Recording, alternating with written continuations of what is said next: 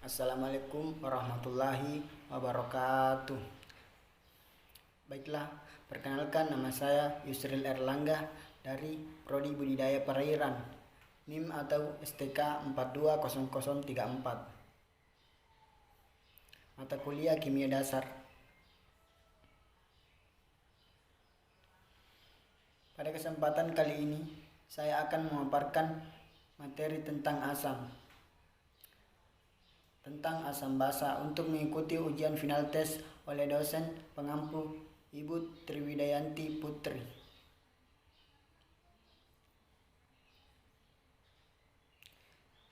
Materi yang saya bawakan adalah materi tentang asam dan basa, pengertian, ciri-ciri, dan contohnya. Asam dan basa adalah dua zat yang keberadaannya dimanfaatkan oleh manusia untuk berbagai hal di kehidupan sehari-hari.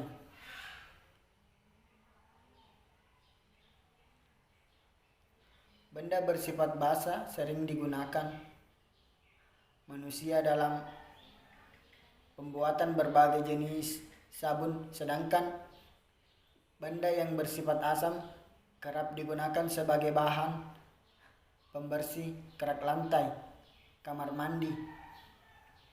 Asam jenis sitrat juga dapat ditemukan pada beberapa jenis buah, misalnya jeruk. Asam dan basa bersifat saling menetralkan. Jadi, bila kedua zat ini dicampurkan, maka sifat asal dari masing-masing zat dapat hilang. Nama asam atau acid berasal dari bahasa Latin acetum yang artinya adalah cuka.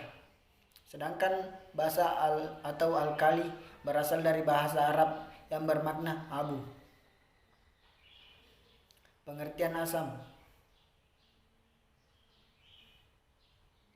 Pengertian asam menurut Svante August Arrhenius, seorang ahli kimia asal Swedia yang hidup pada tahun 1859 sampai 1927, adalah semua zat yang jika dilarutkan dalam air akan terurai menghasilkan ion H, misalnya hidrogen klorida atau HCl. Jika dilarutkan dalam air akan menjadi ion H dan ion Cl-. Dalam ilmu kimia saat ini, asam diartikan sebagai senyawa yang jika dilarutkan dalam air maka pH-nya lebih kecil. Maka pH-nya 7 atau lebih kecil dari 7. Ada berbagai jenis asam yang bisa dijumpai dan dimanfaatkan setiap hari. Contoh, benda yang bersifat asam yang kerap dimanfaatkan oleh manusia. Yang pertama, asam ascorbat dalam kurung vitamin C yang ada pada buah-buahan. Yang kedua, asam sitrat ada pada buah lemon dan jeruk nipis. Yang ketiga, asam malat ada pada buah apel dan buah pir. Yang keempat, asam asetat atau cuka digunakan untuk bahan memasak. Yang kelima, asam folat ada pada pisang, alpukat, bayam, dan lainnya. Yang keenam, asam karbonat untuk bahan minuman bersoda. Yang ketujuh, asam sulfat untuk bahan aki mobil dan lainnya.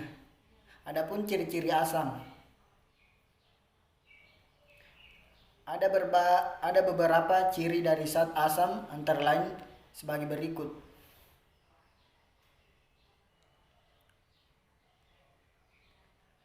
Beberapa jenis asam yang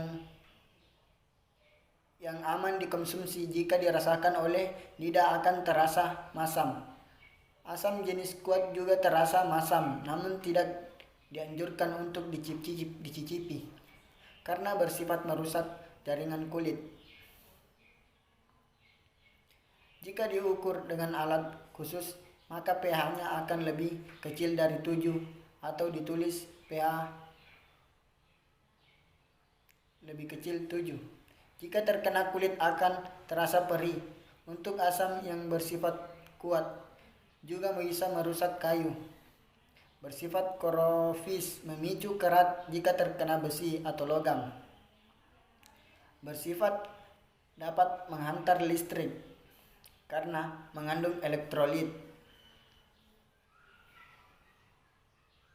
Adapun valensi asam adalah jumlah ion H yang dapat dihasilkan oleh satu molekul asam.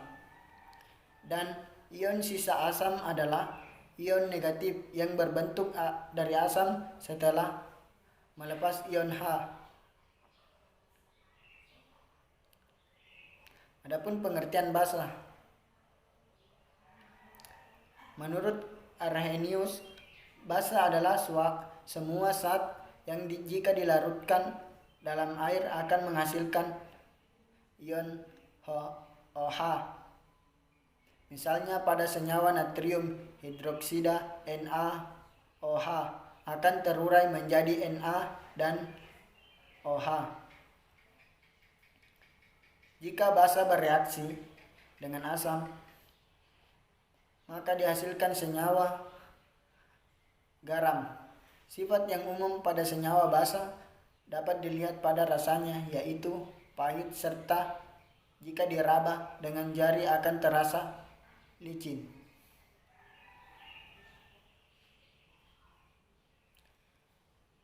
Adapun valensi basa adalah jumlah ion OH yang dilepaskan oleh satu molekul basa. Ciri-ciri zat yang bersifat basa.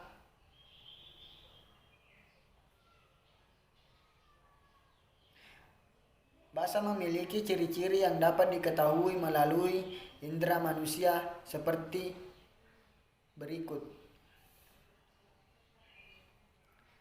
Yang pertama, rasanya pahit. Basa murni berbentuk kristal padat. Basa memiliki pH yang lebih besar daripada 7 atau biasa ditulis lebih besar 7. Licin jika dipegang dengan jari. Sifatnya kaustik atau merusak jaringan kulit jika kadarnya tinggi. Dapat digunakan untuk mengemulsi minyak, dapat menghantarkan listrik sebab mengandung elektrolit. Kadar asam atau basa suatu zat dapat diuji dengan kertas lakmus. Rumusnya seperti ini. Yang pertama, asam lakmus merah tetap merah, lakmus biru menjadi merah. Basa sama dengan lakmus biru menjadi biru, lakmus merah jadi biru. Adapun contoh benda yang bersifat basa seperti soda kue, deterjen bubuk, pasta gigi, tablet obat mah, sabun mandi, dan lain sebagainya. Demikian yang bisa saya sampaikan. Kurang dan lebihnya mohon dimaafkan. Wabillahi taufiq wal hidayah. Wassalamualaikum warahmatullahi wabarakatuh.